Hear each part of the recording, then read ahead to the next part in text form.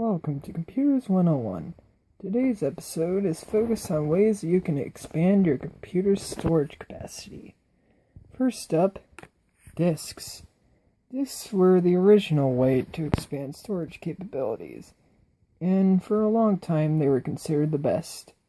However, currently they're not exactly the best way to go, as they are not only rather big physically, cannot store much data-wise, and they have a nasty tendency of losing their data whenever they're scratched.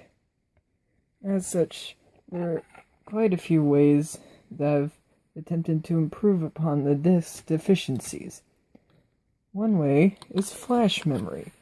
Flash memory focuses all of the data into a tiny computer chip inside this little drive. As such, it's really fast, but it can't hold much data in comparison to something like a disk drive. Disk drives contain a bunch of little disks that all spin in sequence. As such, they often have bigger capacities than tiny flash drives like these, but they're often not as fast. Take note that this isn't necessarily the case for every flash drive and every disk drive.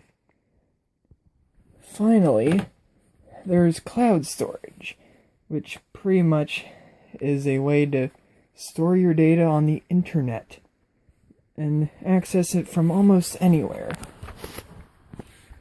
Three examples of this include Dropbox, OneDrive, and Google Drive. They're often pretty fast and can store a lot of data depending on how much you pay, but the one thing that ties them all together is that they all focus on using the internet.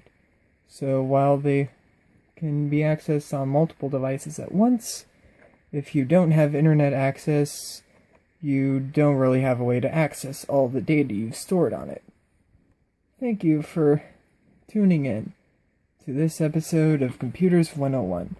Check back next week for another exciting episode. Goodbye!